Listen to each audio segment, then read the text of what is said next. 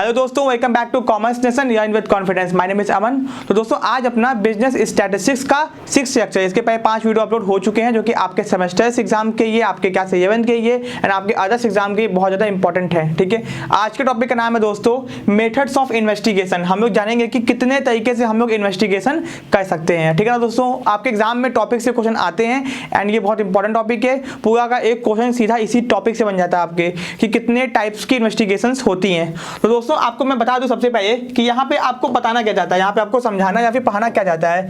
The method और technique of investigation is decided at a time of planning. जब भी हम लोग प्लानिंग करते हैं किसी भी स्टडी इन्वेस्टिगेशन की, तो हमको ये भी डिसाइड करना पड़ता है कि हम लोग किस टाइप की इन्वेस्टिगेशन करेंगे, अपने को किस टाइप की इन्वेस्टिगेशन करनी है। In other words, it is decided whether each unit is related to area of investigation is we be studied और the we be carried on the basis of section of some unit और from the universe. मतलब कि आपको ये decide करना पड़ता है कि भैया आपको जो इन्वेस्टिगेशन करनी है वो सैंपल के हिसाब से करनी है या फिर सेंसस के हिसाब से करनी है। मतलब आपको सैंपल उठाना है कि आपको डेटा का सब चीज स्टडी करना है। तो ये चीज आपको डिसाइड करनी पड़ती है इन्वेस्टिगेशन के टाइप्स के पहले।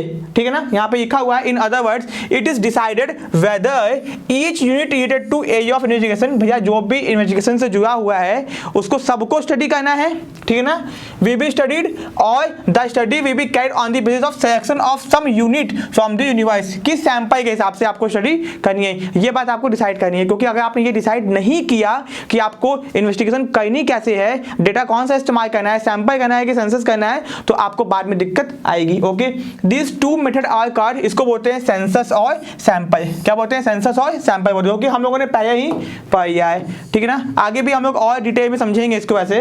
ठीक है, अब दोस्तों मीनिंग ऑफ यूनिवर्स, पहले हम लोग यूनिवर्स का मीनिंग समझते हैं। अगर आपको यूनिवर्स का मीनिंग समझ में नहीं आएगा दोस्तों, तो आप लोगों को आगे दिक्कत आएगी। अब बहुत सारे बच्चे बोलेंगे कि सर यूनिवर्स का मतलब होता है ब्रह्मांड। तो दोस्तों ब्रह्मांड तो मतलब होता है, बट अपन को ना स्टैटिस्टिक्स में समझना है कि क्या होता है यूनिवर्स का मतलब। दोस्तों अगर मान लो कि हम लोग इन्वेस्टिगेशन कर रहे हैं, मान लो एग्जांपल के तौर पे कि अगर कहीं पे मर्डर हो गया, ठीक है, पुलिस आई, तो भैया पुलिस जिस एरिया में मर्डर हुआ ना, सबके घर में घुस के नहीं पूछेगी। क्या करेगी? अगर वो सबके घर में घुस के पूछती है भैया क्या हुआ बताइए, क्या हुआ बताइए, तो वो कर रही है सेंसस इन्वेस्टिगेशन। अगर वो भैया कुछ लोगों से पूछ रही है तो वो कर रही है सैंपल इन्वेस्टिगेशन।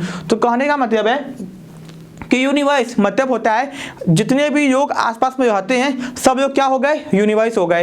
एंड दोस्तों जो जिन्होंने देखा खून होते हुए या फिर आसपास उस टाइम पे वहां पे थे, वो हो गए आपके पॉपुलेशन।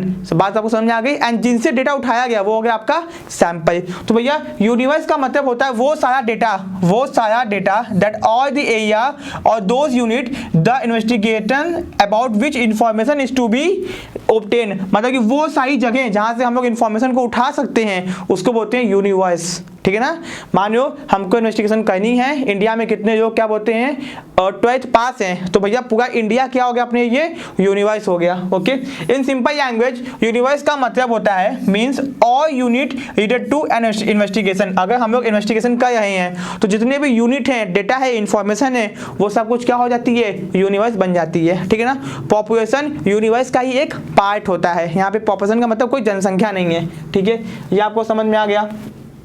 अब दोस्तों टाइप्स ऑफ इन्वेस्टिगेशन के कितने टाइप्स होते हैं दोस्तों, पहले आप लोग यहाँ पे देख लो कि इन्वेस्टिगेशन कितने टाइप होते हैं। पहला होता है based on the numbers of object के नंबर के हिसाब से। फिर दूसरा है आपका based on the existence of object के एग्जिस्टेंस के हिसाब से। तो इसके अंदर पहला आता है फाइनाइट। क्या आता है? फाइनाइट।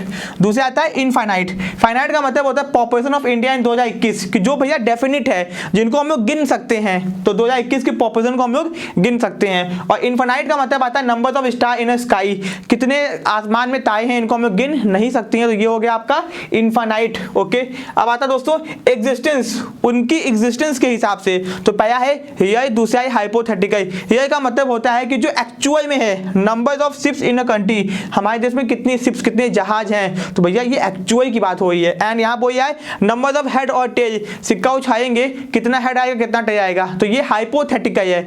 हाइपोथेटिकल का मतलब होता है जब कोई चीज हमको आसानी से समझ में नहीं आती है तो हम लोग उसको हाइपोथेटिकल बोलते हैं। मतलब क्या होगा एग्जैक्टली नहीं बता सकते, एग्जैक्ट बता सकते हैं, एग्जैक्टली नहीं बता सकते हैं, तो वो हो गया हाइपोथेटिकल। तो इसको डिटेल में देखते हैं हम लोग दोस्तों। पहला आता है टाइप्स ऑफ यूनिवर्स। यूनिवर्स कितने टाइप का होता है, तो भैया आपको पहले मैंने बता दिया यूनिवर्स कितने टाइप का होता है, देख लो। पहला है आपका फाइनाइट पॉपुलेशन, फाइनाइट पॉपुलेशन जिसको हम लोग गिन सकते हैं। तो भैया a population is said to be finite if the number of individual is fixed, जब हमारा नंबर क्या है, फिक्स है, and they can be counted, उसको हम लोग काउंट मतलब गिन सकते हैं, तो उसको बोलते हैं फाइनाइट पॉपुलेशन। एग्जांपल के तौर पे पॉपुलेशन ऑफ इंडिया इन 2021, तो ये क्या हो गया, फाइनाइट पॉपुलेशन हो गया। अब आता है इनफाइनाइट पॉपुलेशन, ये क्या होता है, a population is said to be infinite if it include large numbers of measurement और unit that can not be counted, जिसको हम लोग काउंट नहीं कर सकते, प्रैक्टिकली पॉसिबल नहीं है काउंट करना, तो उसको बोलते हैं इनफाइनाइट। जैसे भैया आसमान में कितने तारे हैं ये गिन नहीं सकते हैं, numbers of star in sky, तो फाइनाइट इनफाइनाइट हो गया। अब आता है एग्जिस्टेंस के हिसाब से, एग्जिस्टेंस के हिसाब से देखते हैं हम लोग। पहला आता है रियल पॉपुलेशन, ठीक है ना, रियल पॉपुलेशन। अब population is said to be real to existence if it contain concrete and the existing object, मतलब कि भैया अगर उसके अंदर कोई एक्चुअल चीजें हैं तभी उसको बोलते हैं real population. For example the worker in a factory, भैया फैक्ट्री में कितने वर्कर काम कर रहे हैं, तो फैक्ट्री भी है, वर्कर भी है, काम भी कर रहे हैं, तो ये एक्चुअल रियल एग्जिस्टेंस वाली बात है। इसके पीछे कोई मतलब कि लॉजिक मतलब कि कोई आपका कोई इल्यूजन नहीं है कि हाँ होगा नहीं होगा, एग्जैक्ट बात है, कंफर्म्ड बात है, फैक्ट्री भी है, वर्कर भी है, काम कर रहे हैं, एक्चुअल वर्कर काम कर रहे हैं, तो इसको बोलते हैं रियल। ओके, अब आता है हाइपोथेटिकल। भैया हाइपोथेटिकल का मतलब क्या होता है, मैंने आपको पहले बताया जो चीजें कॉम्प्लेक्स होती हैं, जो चीजें आसानी से समझ में नहीं आती हैं, आप लोग यहाँ पे लिख सकते हो इसको कि जो चीजें कॉम्प्लेक्स होती है, जो आसानी से समझ में नहीं आती, उसको बोलते हैं हाइपोथेटिकल। कभी कभी बहुत जिनको बहुत अच्छी इंग्लिश आती है कहते हैं it is very hypothetical situation for me, तो भैया इसका मतलब ये होता है कि उनके ये वो ऐसी सिचुएशन है जहाँ पे वो कुछ समझ नहीं पा रहे हैं, तो पॉपुलेशन भी हाइपोथेटिकल हो सकती है। मतलब कि अब population is said to be hypothetical मतलब कॉम्प्लेक्स, मतलब कि कॉम्प्लेक्स और आर्टिफिशियल जो कि बनाई गई है, इफ इट इज इमेजिनरी और इट इज कंस्ट्रक्टेड, जब किसी इंफॉर्मेशन को बनाया गया है जो कि थी नहीं, बनाया गया है, इमेजिन किया गया, तो वो हाइपोथेटिकल होती है। Hypothetical on paper by the statistician और इन हिज लैबोरेटरी, तो भैया जब एक स्टैटिस्टिशियन ने किसी इंफॉर्मेशन को इमेजिन किया है, बनाया है आर्टिफिशियल तरीके से, तो उसको समझना बहुत कठिन काम होता है। ओके, आपको आ गया। This is done to state certain statistical means, for example, the possible outcome of head और tail। पहले सिक्का उछालेंगे, कितना हेड आएगा कितना टेल आएगा, इसको समझना बहुत मुश्किल काम है, इसको समझना बहुत ही मुश्किल काम है। ओके, ये आपको आ गया। अब दोस्तों आते हैं मीनिंग ऑफ सैंपल। सैंपल का मतलब क्या होता है दोस्तों, मान लो कि इंडिया की पॉपुलेशन है, अगर इंडिया की पॉपुलेशन को मानो हमने डिवाइड कर दिया स्टेट के हिसाब से, ठीक है ना। अब स्टेट में मान लो यूपी बिहार, तो यूपी एक सैंपल हो गया, बिहार एक सैंपल हो गया, ठीक है ना, मध्य प्रदेश एक सैंपल हो गया। तो ये क्या हो गया, जब हम लोग पॉपुलेशन में से जब डेटा एक जैसा उठाया है तो हम लोग उसको सैंपल उठाए थे उसमें से। बात समझ आ गया। मान लो एग्जांपल के तौर पे स्कूल के अंदर बच्चे पढ़ते हैं, स्कूल के अंदर बच्चे पढ़ते हैं, तो भैया तेज बच्चे और गधे बच्चे, एग्जाम्पल के तौर पे हमने क्या उठाया, सैंपल उठाई है उसमें से, ठीक है। तो सैंपल का मतलब होता है पॉपुलेशन का वो हिस्सा, सैंपल का मतलब होता है पॉपुलेशन का वो हिस्सा, a part of population select, जो कि हमने सेलेक्ट किया है टू नो समथिंग, जिसके बारे में हमको कुछ जानना है about the population. Sample population का वो हिस्सा होता है जिसको इन्वेस्टिगेटर ने चूज किया हुआ है, जिसकी वो इन्वेस्टिगेशन करेगा। और numbers of individual selected in sample is called its size.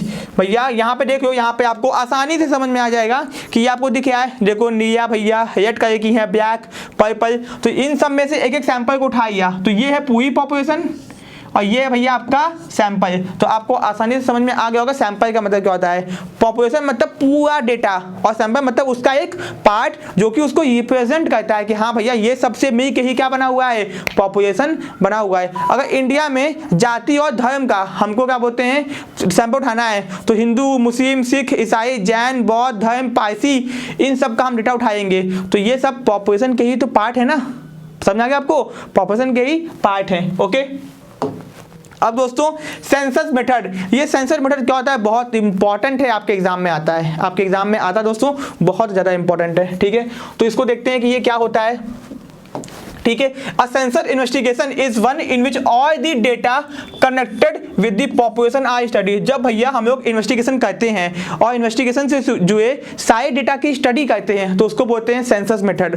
दोस्तों हमारे देश के अंदर जनगणना होती है हर 10 साल पे, वो कौन सी होती है, सेंसस मेथड। जब हम लोग किसी भी इन्वेस्टिगेशन की सारे डेटा की स्टडी करते हैं, सबका स्टडी करते हैं, तो उसको बोलते हैं सेंसस मेथड। यहाँ ध्यान दो, in other words a process of investigation, investigation का एक ऐसा प्रोसेस, ठीक है ना, in which information is collected from each and every individual population. जब हम लोग की सारे डेटा में से सबका स्टडी करते हैं तो क्या बन जाता है, आपका सेंसस मेथड बन जाता है। सेंसस मेथड को हम लोग और क्या बोलते हैं, कंप्लीट एनुमरेशन बोलते हैं, और 100% एनुमरेशन बोलते हैं, या फिर कंप्लीट सर्वे नाम से भी हम लोग जानते हैं। इसका एग्जांपल क्या है, सेंसस ऑफ इंडिया जो कि हर 10 साल में होता है।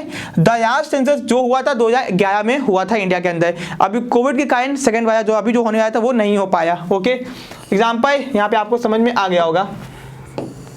अब दोस्तों इसके मेरिट्स क्या है, इसके डिमेरिट्स क्या क्या है, इसके फायदे क्या क्या हैं और इसके कमियां क्या क्या हैं। तो भैया पहला फायदा है इंटेंसिव स्टडी ऑफ पॉपुलेशन। जब हमको भैया बहुत गहराई से किसी चीज के बारे में जानना होता है, बहुत एकदम डिटेल इंफॉर्मेशन चाहिए होती है ना, तो हम लोग सेंसस इन्वेस्टिगेशन करते हैं। दूसरा, high degree of accuracy and reliability. जब हमको बहुत ज्यादा डेटा सही चाहिए और भरोसेमंद डेटा चाहिए, हमने इन्वेस्टिगेशन किया और हमको बहुत ज्यादा एक्यूरेट डेटा चाहिए और भरोसेमंद डेटा चाहिए, तो हम लोग सेंसस इन्वेस्टिगेशन करते हैं। दूसरा, फ्री फ्रॉम सैंपलिंग है। जब भैया हम लोग डेटा में से सैंपल उठाते हैं तो सैंपल उठाने के टाइम पे गलती हो सकती है, बस इसमें कोई भी गलती नहीं होती क्योंकि हमने सैंपल तो उठाया ही नहीं है।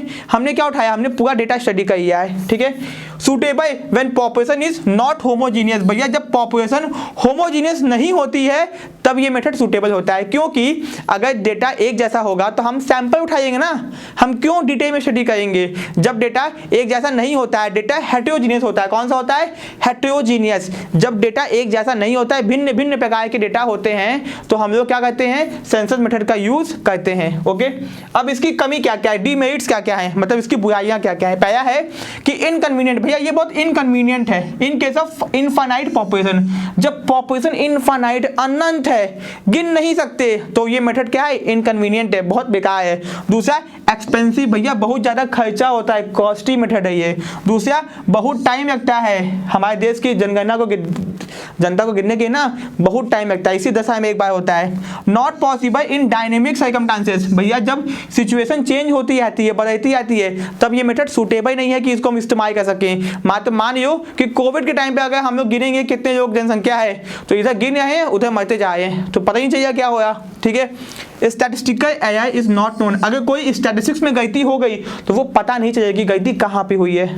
तो ये इसके मेरिट्स है, ये इसके डीमेरिट्स है। आपको समझ में आ गया होगा। सूटेबिलिटी मैंने अलग से लिखा हुआ है, तो आप लोग यहाँ पे देख सकते हो। तो पहला सूटेबिलिटी आपका यहाँ पे क्या है दोस्तों, When intensive study is required। जब भैया हमको गहराई से स्टडी करनी होती है, जब इन्वेस्टिगेशन का एरिया क्या होता है, लिमिटेड होता है।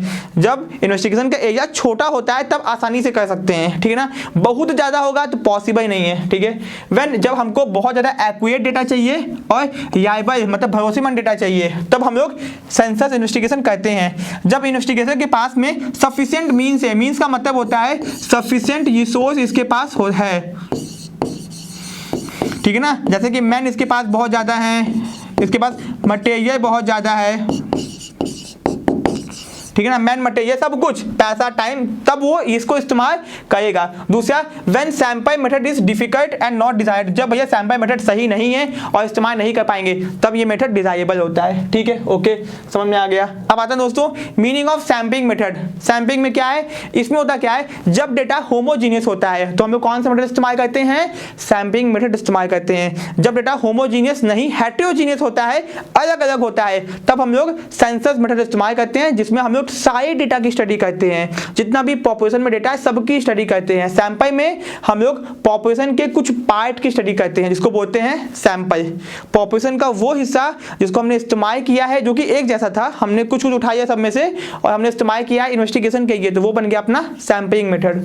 तो भैया इन sample investigation is one by which only a selected group, कौन सा, ओनली अ सेलेक्टेड ग्रुप, जिसको हमने सेलेक्ट किया हुआ है ऑफ इंडिविजुअल इज स्टडीड, केवल उसकी स्टडी करते हैं या फिर सर्वे करते हैं। Okay, the process of investigation in which information is obtain from a representative part, मतलब कि जो उसको वो रिप्रेजेंटेटिव पार्ट जो कि इंफॉर्मेशन को रिप्रेजेंट कराया है ऑफ द पॉपुलेशन को, उसको बोलते हैं सैंपल, और इसको बोलते हैं सैंपल इन्वेस्टिगेशन। तो सैंपल इन्वेस्टिगेशन एक ऐसा तरीका होता है जिसमें से हम लोग पॉपुलेशन के उस हिस्से की स्टडी करते हैं जो कि उसको रिप्रेजेंट कर रहा है। दोस्तों इसका दूसरा नाम क्या है, एनुमरेशन या फिर सैंपल सर्वे, ठीक है ना। Okay, sample is a part of universe of population. Sample किसका पार्ट है? यूनिवर्स का और पॉपुलेशन का हिस्सा होता है, ठीक है ना। तो मतलब कि इन सिंपल लैंग्वेज सैंपल मेथड एक ऐसा मेथड होता है जिसमें हम लोग सारे डेटा की स्टडी नहीं करते हैं, केवल डेटा के रिप्रेजेंटेटिव पार्ट की स्टडी करते हैं जो कि उसको रिप्रेजेंट कर रहा है। जैसे मान लो पूरे इंडिया में जानना है कितने टाइप के लोग रहते हैं, तो भैया बहुत टाइप के लोग रहते हैं, हिंदू, मुस्लिम, सिख, ईसाई, जैन, पारसी। तो सब में से हमने डेटा उठा लिया, तो ये क्या हो गया भैया? सैंपल हो गया, ठीक है। हमने सबकी स्टडी नहीं की। इसका फायदा क्या है? मेरिट्स क्या है? ये इकोनॉमिकल मेथड है। इकोनॉमिकल का मतलब होता है दोस्तों कि ये बहुत ही सस्ता मेथड है, कम पैसे में, टाइम कम लगता है, मेहनत कम लगती है, आराम से मेथड हो जाता है। Suitable for social and economic problem, हमारे देश की सामाजिक और आर्थिक समस्याओं को सुलझाने के लिए सैंपल मेथड बहुत ज्यादा इस्तेमाल किया जाता है, ठीक है ना, क्योंकि सेंसस मेथड करना पॉसिबल नहीं है।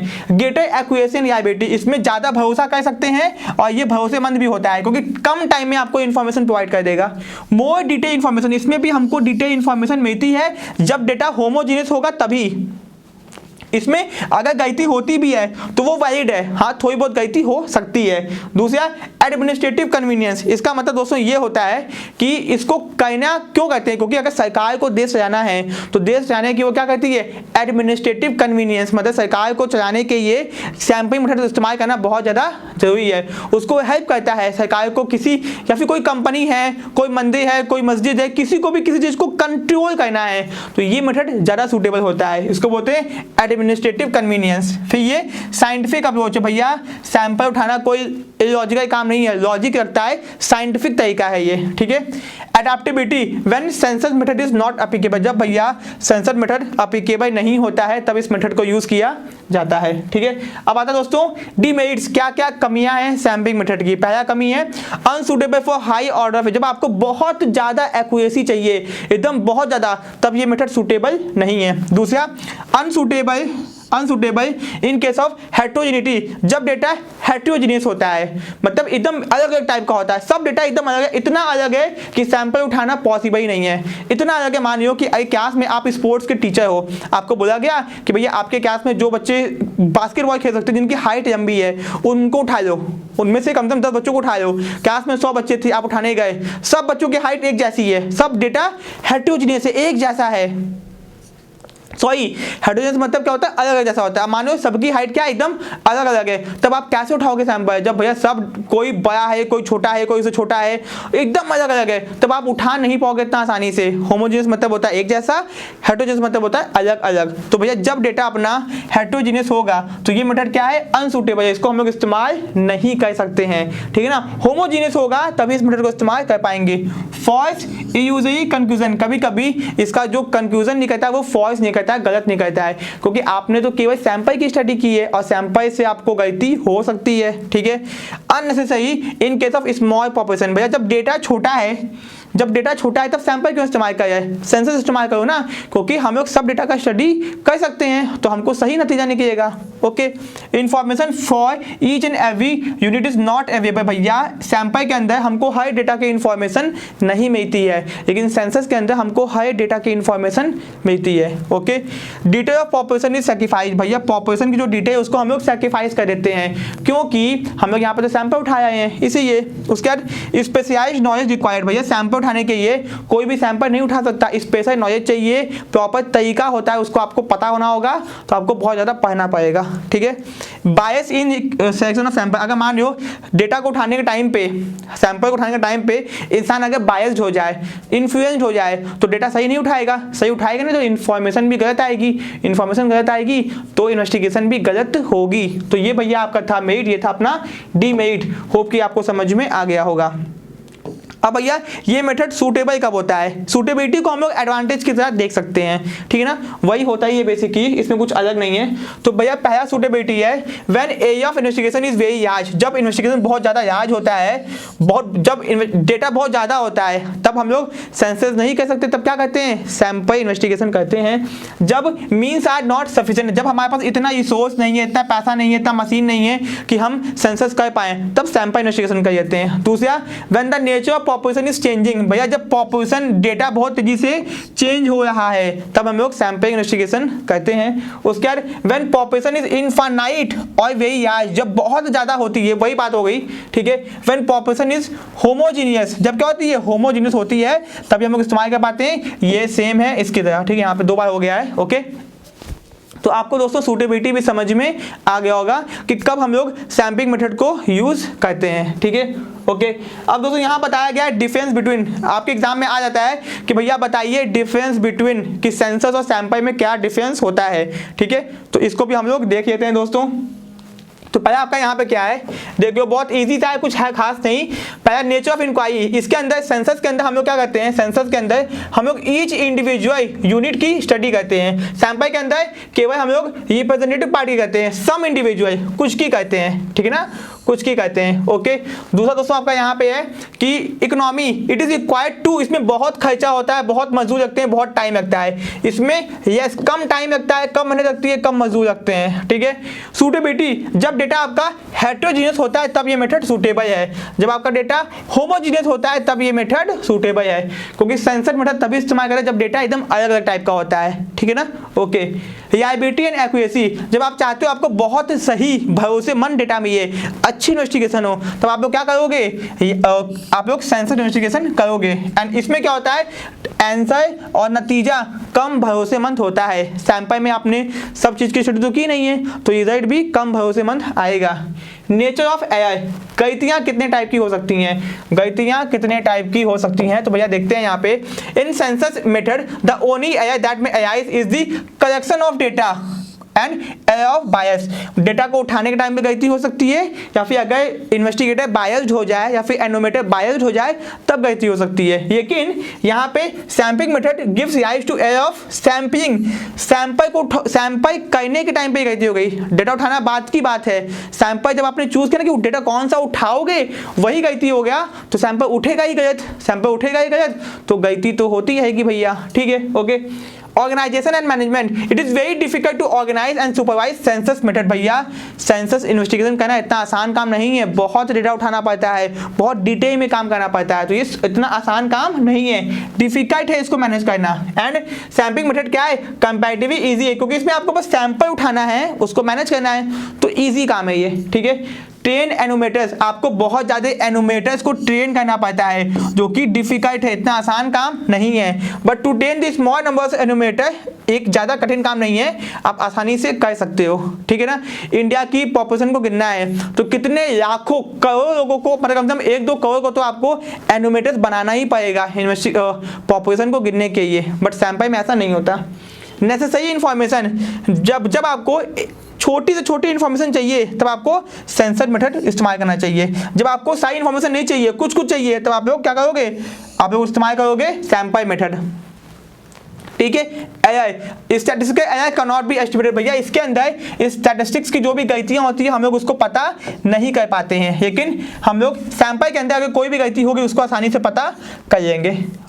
अनसुटेबल फॉर एआई, जब एरिया बहुत ज़्यादा होता है, जब डेटा बहुत ज़्यादा होता है तब सेंसस मेथड सूटेबल नहीं होता है, जब डेटा बहुत ज़्यादा होता है तो कौन सा होता है, सैंपल मेथड सूटेबल होता है। दोस्तों ये कोई साइंटिफिक मेथड नहीं है, इसमें तो आपने सबकी स्टडी करी, सब डेटा की, तो साइंटिफिक कहाँ से हुआ, साइंटिफिक हुआ ये जहाँ पे आप सैंपल उठा के स्टडी करते हो, ठीक है।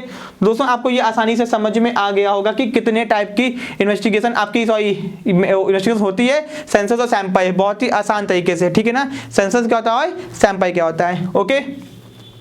अब दोस्तों यहाँ पे हम लोग देखते हैं कि मेथड्स ऑफ सैंपलिंग, सैंपल उठाने के कितने तरीके हैं, सैंपल उठाने के कितने तरीके हैं। आपके सिलेबस में हो सकता है कि इसका नाम ना लिखा हो सकता हो कि आपके सिलेबस में इसका नाम ना लिखा हो, बट ये आपके सिलेबस का पार्ट है, आपके एग्जाम में आता है कि कितने टाइप की सैंपलिंग होती है, तो इसको अच्छे से पढ़ लो। सिलेबस में नहीं लिखा है तो भी ये सिलेबस का ही पार्ट है, ठीक है ना। कभी कभी सैंपल बस लिख के छोड़ देता है लेकिन वो अंदर लिखता नहीं है, लेकिन ये आपको पढ़ के जाना है एग्जाम में, एकदम 210% आपके एग्जाम में ये सिलेबस का पार्ट है। ओके, तो भैया नाम है मेथड्स ऑफ सैम्पलिंग या फिर टाइप्स ऑफ सैम्पलिंग। तो भैया पहला अपना क्या है, पहला अपना है यहाँ पे रैंडम सैम्पलिंग, दूसरा है नॉन रैंडम सैम्पलिंग। रैंडम मतलब होता है रैंडम हमने डेटा उठाई या वो हो गया रैंडम सैम्पलिंग, और नॉन रैंडम का मतलब होता है कोई हमने लॉजिक लगा के सैंपल उठाया है। ठीक है, तो हम लोग नीचे देखेंगे, ये तो अपना कहानी है, नीचे हम लोग देखेंगे।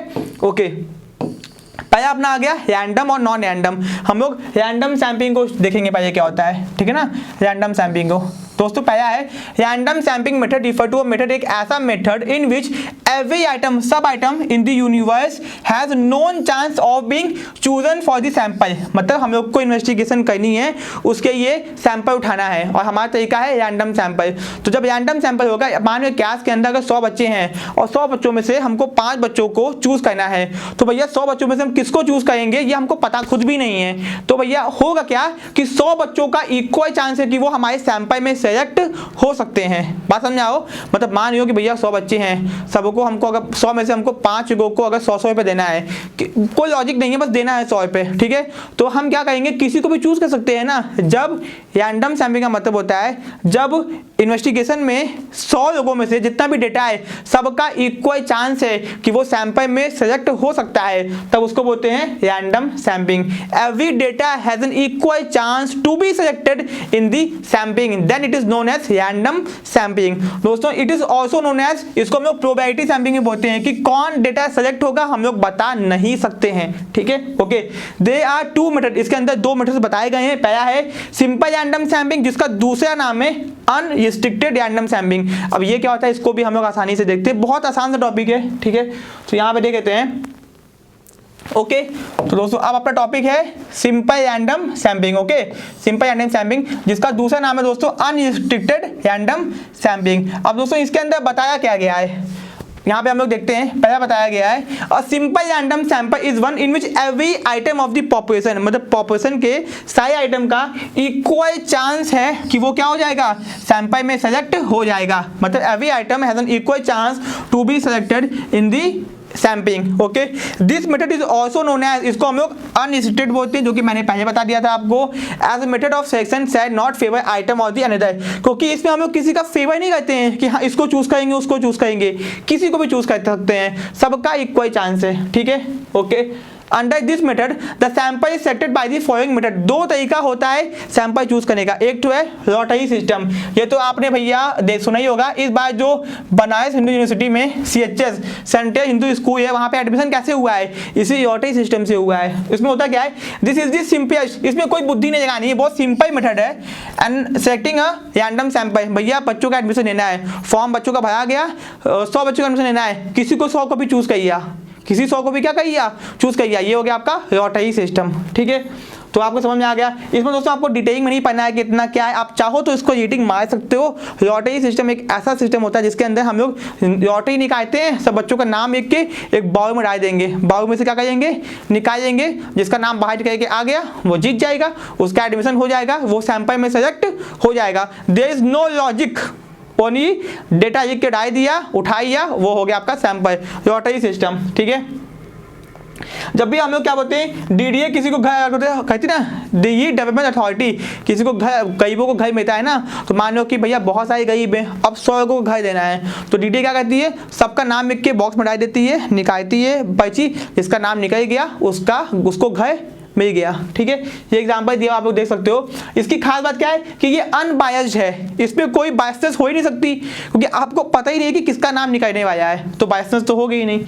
ठीक है, दूसरा है use of random number table. इसमें होता क्या है, हम लोग हर डेटा के आगे एक नंबर लिख देते हैं, हर डेटा के आगे हम लोग क्या करते हैं, एक नंबर लिख देते हैं। ओके, तो इसमें क्या होता है, the lottery method becomes very inconvenient, वो बहुत इनकन्वीनियंट है और टाइम कंज्यूमिंग है। इन case of large population, in such situation random selection of sample can be made by the use of random number table. Random number table is simply a table of number generated by sampling digit of 0, 1, 2, 9 in a random manner. The most popular table of random number is tipped random number. तो इसमें होता क्या है actual में, इसमें होता ये है कि हम लोग डेटा के आगे नंबर लिख देते हैं, ठीक है ना।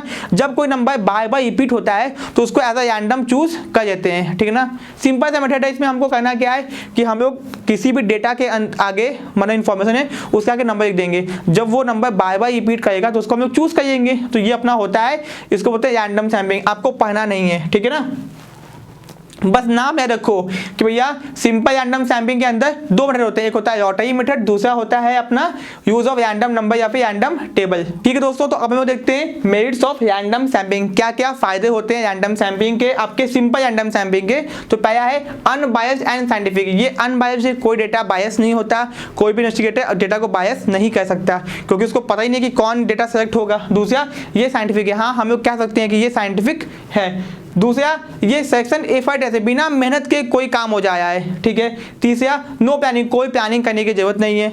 सिंपल और इकोनॉमिकल, सिंपल सा और इकोनॉमिकल मेथड है ये। फिर measurement of sampling error can be measured, कोई गलती हो भी गई तो उसको पता करें कि कहाँ गलती हुई है।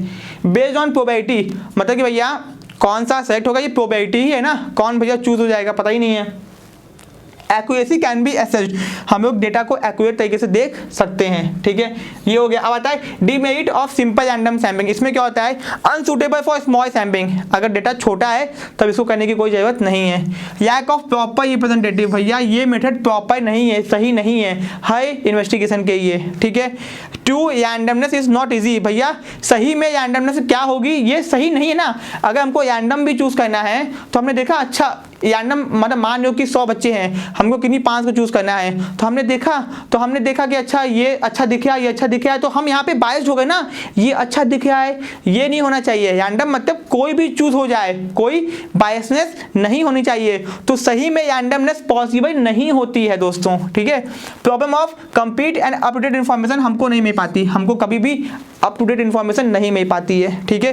प्रॉब्लम इन फील्ड सर्वे, जब हम लोग सर्वे करेंगे इन्फॉर्मेशन को ढूंढने जाएंगे दोस्तों तो हमको ये इन्फॉर्मेशन नहीं मिल पाती है, सही से फील्ड सर्वे नहीं हो पाता है, ठीक है ना। ओके, अब आप खुद सोचियो कि अगर आप लोग फ्यूचर में एमबीए का एंट्रेंस दोगे और एमबीए का एंट्रेंस लॉटरी सिस्टम पे हो, आप लोग का नाम डाल के 100 सीट है, पूरे इंडिया के 1 लाख बच्चों का नाम डाल दिया गया और केवल 100 सीट है, तो भैया 1 लाख बच्चों का नाम डाल के 100 सीट 100 पर्ची निकाली गई, अब किसका एडमिशन होगा किसका नहीं होगा।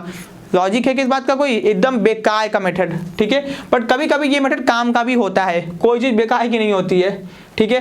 दूसरा आता है रिस्ट्रिक्टेड रैंडम सैम्पलिंग, दूसरा क्या है रिस्ट्रिक्टेड रैंडम सैम्पलिंग। इसमें क्या होता है if sampling is used with certain condition, अगर हम लोग सैंपल का इस्तेमाल कर रहे हैं कुछ कंडीशन को लगा के, किसी कंडीशन को लगा के, किसी रिस्ट्रिक्शन को लगा के, उसको बोलते हैं रिस्ट्रिक्टेड रैंडम सैम्पलिंग। इसके अंदर 4 मेथड बताए गए हैं, इसके अंदर 4 मेथड्स हैं, ठीक है।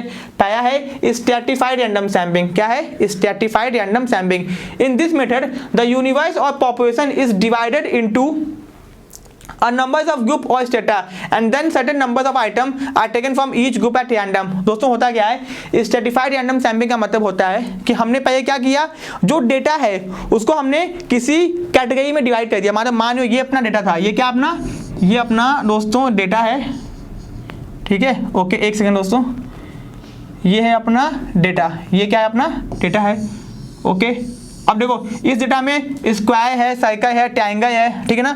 तो सब में से एक एक को उठाया, स्क्वायर को पूरा उठाया गया, सर्कल को उठाया गया, ट्रायंगल उठाया गया और फिर सब में से क्या किया गया, हमने सैंपल चूज कर लिया, हमने सब में से क्या किया सैंपल चूज कर दिया, ओके। तो ये तरीका थोड़ा सा आसान और सही भी है, ये तरीका थोड़ा सा आसान और सही भी है, तो ये तरीका थोड़ा सा आसान और सही भी है क्योंकि खुद देखो आप लोग यहाँ पे कितने सारे डेटा थे, ट्रायंगल, सर्कल और आपका स्क्वायर था, फिर हमने सबको एक कैटेगरी में डिवाइड किया, ट्रायंगल अलग किया, सर्कल अलग किया और आपका स्क्वायर अलग किया, फिर सब में से एक एक को चूज कर लिया। तो यही होता है यहाँ पे कि इन this method universe population is divided into numbers of group, जिसको हम लोग बोलते हैं स्टेटा। स्टेटा मतलब यूनिट, स्टैटिस्टिक्स की यूनिट, जिसको हम लोग क्या कहते हैं, जिसमें हम लोग कैटेगरी चीजों को डिवाइड करते हैं, okay. And then certain numbers of item are taken, तो उसमें से बाद में से उसमें से एक एक आइटम को उठा लेते हैं, वही बन जाता है सैंपल, ठीक है। If there is lack of homogeneity in the unit, अगर डेटा होमोजेनियस नहीं होगा, एक जैसा नहीं होगा, जैसे यहाँ पे देखो एक जैसा था, देन टोटल नंबर्स, तब क्या हो जाएगा total numbers are divided into numbers part strata from each on the basis of simple random sampling, मतलब कि कहना ये चाहता है अगर डेटा होमोजेनियस नहीं होगा तो भैया ये मेथड इस्तेमाल नहीं कर पाएंगे हम लोग। अगर डेटा अलग अलग होगा तो ये मेथड इस्तेमाल नहीं कर पाएंगे, क्योंकि हम लोग डेटा की कैटेगरी बना ही नहीं पाएंगे। ओके ठीक है। If there is a lack of homogeneity in a unit of universe, then total unit are divided into numbers of group part strata। तो हम लोग क्या करते हैं, एक कैटेगरी को बनाते हैं, उसमें से डेटा उठा लेते हैं। ठीक है, ये हो गया अपना। अब दोस्तों इसके यहाँ पे एग्जांपल दिया हुआ है, suppose there are 1000 family in a city, एक शहर के अंदर 100 फैमिली आती है, and we have to study family budget of family budget on the basis of sample of 20 families. हमको भैया सैंपल उठाना है 20 फैमिली का, और टोटल 100 फैमिली आती है एक शहर के अंदर, और हमको फैमिली का बजट के बारे में जानना है कि कौन कितना खर्चा करता है केवल 20 फैमिली के सैंपल के हिसाब से। तो हम लोग कैसे उठाएंगे, इन दिस केस हम लोग 100 फैमिली को डिवाइड कर देंगे ग्रुप के अंदर। किसमें डिवाइड कर देंगे, ग्रुप के अंदर। कैसे डिवाइड करेंगे, यहाँ पे हम लोग कर देंगे उनकी इनकम के हिसाब से। सपोज हमने डिवाइड कर दिया 4 ग्रुप के अंदर, हमने क्या दिया 1000 पर मंथ से, ठीक है ना, 3000 तक, 3000 से लेके 5000 तक, एंड 5000 से अबव ऐसा, और हमने ऐसे डिवाइड कर दिया। फिर सब में से सैंपल उठाएंगे, सिंपल। जो भी उस कैटेगरी में आएगा उसको हम उठा के सैंपल इन्वेस्टिगेशन कर डालेंगे, सिंपल सी बात है। जब डेटा एक जैसा होता है भैया, 100 फैमिली कैसे डेटा उठाया जाए, पॉसिबल नहीं है ना। यहाँ पे कितना दिमाग लगाया है उसने, दिमाग क्या लगाया कि भैया उनके इनकम के हिसाब से उनको 4 कैटेगरी में डिवाइड कर दिया गया। फिर अब तो डेटा एक जैसा हो गया ना, अब ग्रुप बन गया, उस ग्रुप में से हम लोग डेटा को उठा सकते हैं। इसी को बोलते हैं आपका स्ट्रैटिफाइड रैंडम सैंपलिंग। ओके, तो अब दोस्तों यहाँ पे आते हैं। ठीक है, इसका फायदा क्या क्या है, इसका एडवांटेज क्या क्या है। इसका एडवांटेज देखते हैं दोस्तों भैया, मोर रिप्रेजेंटेटिव, ये जो ऊपर वाला नहीं था सिंपल रैंडम, उससे तो अच्छा मेथड है। दूसरा ये एडमिनिस्ट्रेटिव कन्वीनियंस, ये अगर किसी चीज़ को कंट्रोल करना है तो और भी अच्छा है। सुटेबल इन हेट्रोजीनियस यूनिट, जब डेटा हेट्रोजीनियस है तो भी हम लोग डेटा को होमोजीनियस बना के स्टडी कर लेते हैं, क्या बात है। फिर ग्रेटर प्रिसीजन, इसमें बहुत अच्छे से काम होता है, चीज़ें गहराई से समझ में आती हैं। इकोनॉमिकल, ये सस्ता मेथड है। डिफरेंस इन सैम्पलिंग प्रॉब्लम, भैया सैम्पलिंग प्रॉब्लम को हम लोग टैकल कर लेते हैं। और ये भरोसेमंद है, इसका हम लोग भरोसा कर सकते हैं क्योंकि इसमें लॉजिक लगा हुआ है। ठीक है, कमी क्या क्या है इसकी, प्रॉब्लम ऑफ स्टेटा फॉर्मेशन, भैया ये क्लासिफिकेशन करना ही बड़ा मुश्किल काम है। अगर आपको हम बोलते हैं ना कि 100 फैमिली हैं, आपको 20 फैमिली का सैंपल उठाना है और बताना है कि उनका बजट कैसा है, तो आप लोग आसानी से नहीं कर पाते। आप लोग को ये लॉजिक ही नहीं पता कि कैसे हम लोग डिवाइड करें 100 फैमिली को, क्योंकि 100 फैमिली में अब ये तो नहीं है कि हिंदू मुस्लिम सिख ईसाई फैमिली है, ये तो मैंने बताया ही नहीं आपको, बस 100 फैमिलीज हैं, तो उनका स्टेटा क्लासिफिकेशन बहुत कठिन काम था। दूसरा रिक्वायर अटमोस्ट गुड केयर, आपको बहुत ध्यान देना पड़ेगा चीज़ों का, वरना सैंपल गलत उठ जाएगा। दूसरा तीसरा सेटिस्फैक्ट्री, जो भी नतीजा आएगा बस वो सेटिस्फैक्ट्री होगा, सही नहीं होगा।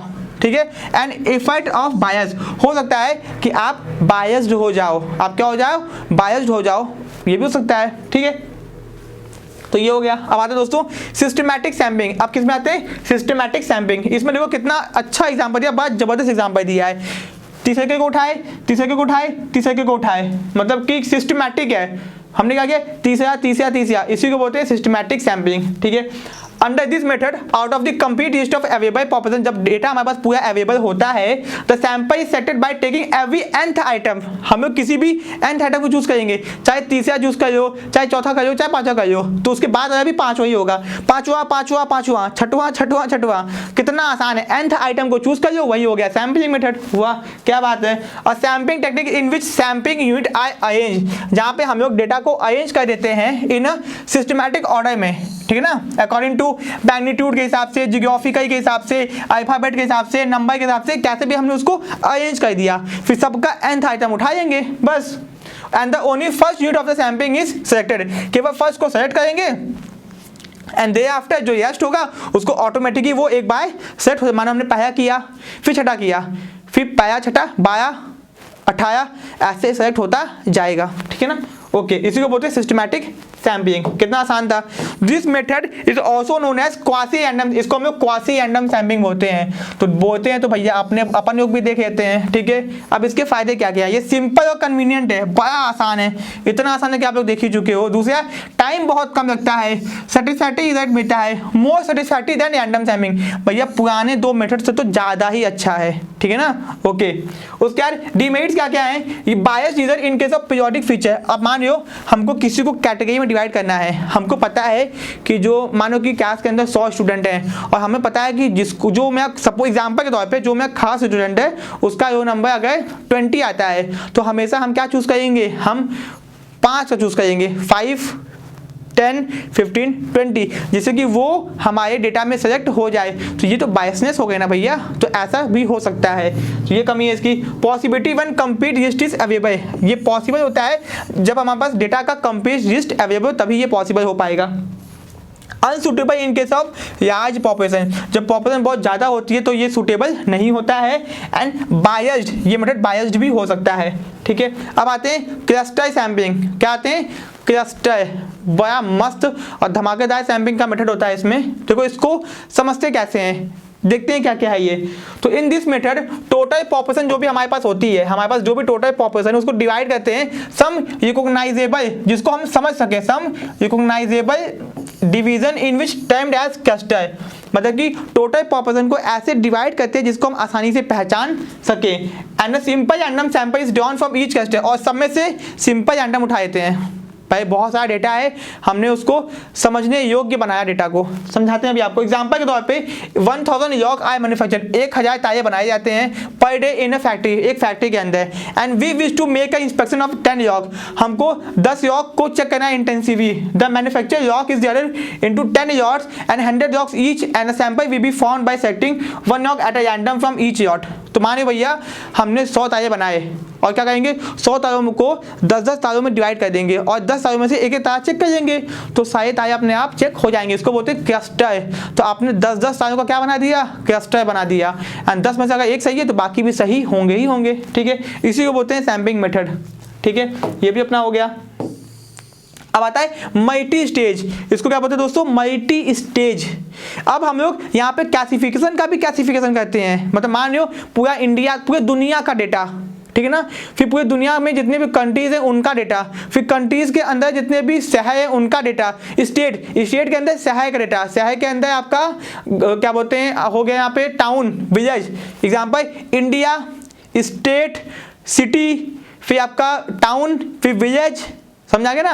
विलेज के अंदर भी जो आपके और जो खास नीचे होते हैं ना एकदम गांव, मतलब देहात, वो भी डिवाइड कर दिया अपने को। तो मतलब आपने कैसे डिवाइड किया, देखो पहले इंडिया पूरा कंट्री, फिर स्टेट्स आ गए, फिर आपने सिटी हो गया, फिर आपने टाउन हो, सिटी के बाद आपका क्या बोलते हैं टाउन हो गया। तो आपने स्टेज बनाते गए और समय से डेटा उठाते गए, इसको बोलते हैं multi stage. In this method sample is at different stages and each stage random sampling is used। भैया हम लोग पहले डेटा को डेटा से सैंपल निकालते हैं, उसको मल्टी स्टेज में क्लासिफाई करते हैं, फिर उसमें से सैंपल उठा लेते हैं, इसी को बोलते हैं multi stage sampling, random sampling. Suppose we want to take a sample of 2000 student, हमको 2000 बच्चों का सैंपल लेना था from the degree college of UP, UP के डिग्री कॉलेज से 2000 बच्चों का सैंपल लेना था। तो at first some university we be selected at a random, at a second stage हम लोग कुछ यूनिवर्सिटीज को सेलेक्ट करेंगे, यूपी के हमको यूनिवर्सिटीज में से 2000 बच्चों का सैंपल लेना था, तो हम लोग रैंडम यूनिवर्सिटीज को सेलेक्ट करेंगे। उसके बाद में सेकंड स्टेज हम लोग डिग्री कॉलेज को सेलेक्ट करेंगे, जितने भी डिग्री कॉलेज आते हैं। उसके बाद में हम लोग universities at a first stage, the third stage student will be considered, तो थर्ड में से हम लोग डेटा को उठाएंगे ना, सिंपल सा मेथड है। एक बार इसको फिर से देख लेते हैं हम लोग कि suppose we want to take a sample of 2000 student from the degree college of UP, UP में जितने भी डिग्री कॉलेज है हमको उनमें से 2000 बच्चों का सैंपल चाहिए, ठीक है। एट फर्स्ट हम लोग क्या करेंगे, सम यूनिवर्सिटी वी बी सेलेक्टेड, हम लोग कुछ यूनिवर्सिटीज को सेलेक्ट करेंगे, ठीक है ना। At second some degree college we be selected at a random, कर देंगे फ्रॉम द यूनिवर्सिटीज में से, ठीक है ना। At first stage at the third stage student we be selected at a random from this college, फिर हम लोग रैंडम उस कॉलेज में से स्टूडेंट को सेलेक्ट करेंगे। पहले डिग्री कॉलेज को सेलेक्ट किया गया, पहले यूनिवर्सिटीज को, फिर उसके अंदर डिग्री कॉलेज को, फिर सैंपल, मल्टी स्टेज, ठीक है ना। इसी को बोलते हैं पहला, दूसरा, तीसरा, मल्टी स्टेज हो गया, ठीक है। बड़ा आसान था भैया। अब दोस्तों इट इज इंपॉर्टेंट दैट ये आप लोग रीडिंग मार सकते हो, कोई काम का नहीं है, ठीक है। तो ये आपका सिंपल हो गया। अब नॉन रैंडम सैंपलिंग है, कौन सा है, नॉन रैंडम सैंपलिंग है, इसको भी हम लोग देख लेते हैं, ये टॉपिक अपना खत्म कर लेते हैं हम लोग, ठीक है ना, ओके। या फिर इसको हम लोग छोड़ देते हैं, हम लोग इसको नेक्स्ट पार्ट में डिस्कस करेंगे। अपना सिंपल रैंडम सैंपलिंग यहाँ पे खत्म हो गया है, नॉन रैंडम वाले को नेक्स्ट पार्ट के अंदर देखेंगे। दोस्तों ये वीडियो आपके एग्जाम के लिए बहुत ज्यादा इंपॉर्टेंट है। वीडियो पसंद आया तो वीडियो को लाइक और चैनल को सब्सक्राइब कर देना। दोस्तों कोई डाउट है, कोई दिक्कत है, कॉन्टैक्ट नंबर पे कॉन्टैक्ट कर सकते हो। कोर्सेज को परचेस करने के लिए दिए गए नंबर पे कॉन्टैक्ट कीजिए। कॉमर्स सेशन के ऐप को डाउनलोड कर सकते हो दोस्तों, क्योंकि वहीं पे आपको ये कोर्स मिलेगा विद नोट्स। एंड दोस्तों आप लोग चाहो तो कॉमर्स सेशन को सोशल मीडिया प्लेटफॉर्म पे फॉलो कर सकते हो, इंस्टाग्राम पे, फेसबुक पे, यूट्यूब पे, तो सब्सक्राइब जरूर से करिए ना, ठीक है। तो मिलते हैं अपने नेक्स्ट क्लास में। Thank you so much.